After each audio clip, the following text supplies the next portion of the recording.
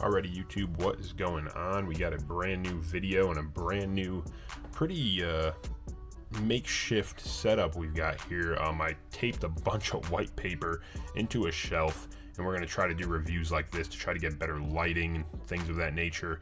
If you have a company, you have brands, and you have stickers that you want to give me, I'll throw them up back here, and we'll get this a little bit more decorative as we go. Probably a better setup as we move forward, but for now we are trying something new, something different. So let's get into it with this not unmatched, it's a Supreme Sting. We've just gotten used to seeing so many unrivaled, unmatched Stings that now I'm surprised that we finally got him in the Supreme line.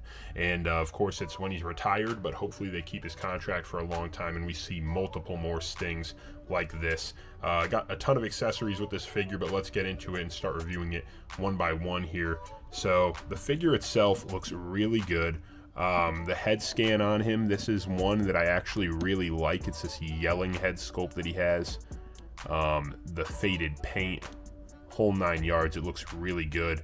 The body sculpt I think on this one is really well done as well. It's a little bit small, I will say that. It's a little bit smaller in comparison to some of his other AEW figures, and I will show you as we get later into the video here. But you can see he does have some more detail. The scorpions on the gloves, that's new. Most of his gloves and his other AEW figures do not include the scorpion. Comes with the standard baseball bat accessory as well. And good movement on him. Mine came a little bit scuffed up, as you can see there. He's got a little bit of scuffing on his chest. Nothing too crazy, but just a little bit minor stuff. On the back as well. A little scuffing, but nothing too crazy. Figure overall looks really good. Let's get into some of these accessories and show you what I think about those. So he did come with 2 extra sets of hands here. We've got the closed fists, scorpion on all of them, by the way. We've got the open hand accessories as well. And then a couple good head scans as well, which look kind of crazy, honestly. I'm not going to lie to you. This one looks nuts.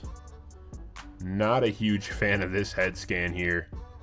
I don't know. It doesn't do it for me. I'm not really a fan of this head sculpt. I don't know what it is, but it just doesn't sit well with me. I don't know. Let me know what you guys think about this one in the comments section. We do have another head scan as well here. This head scan is a lot nicer. It's that detailed paint that goes all the way back to his ears.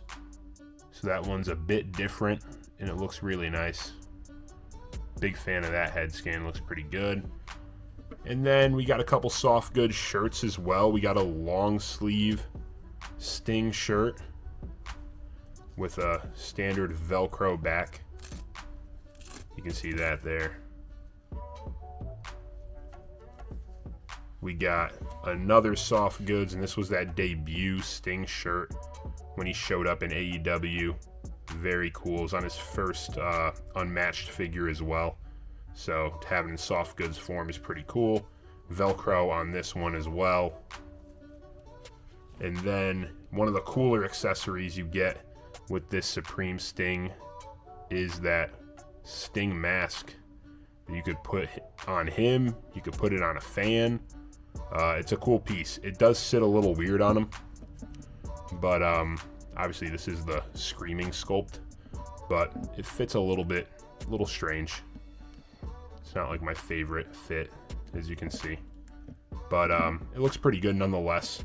It's a really cool accessory, and I was glad that Jazzwares stepped it up and did something like that. And then we get into this jacket. Now this jacket deserves its own little time to shine here. This thing is phenomenal. The detail on this, obviously having a soft goods jacket, some people didn't like it. For example, when they did the Ultimate Cody Rhodes Mattel Creations. I like a soft goods jacket. I'm a big fan, and I think they executed really well on this one. You got that red scorpion on the back there. You got the gold around the wrists. And look at the detail on the wrists there. Not sure if you can fully see that. Maybe you'll get a better look at the inside of the jacket here. You can see just the detail there is phenomenal. There's little crosses and things of that nature all the way down the seams of the jacket.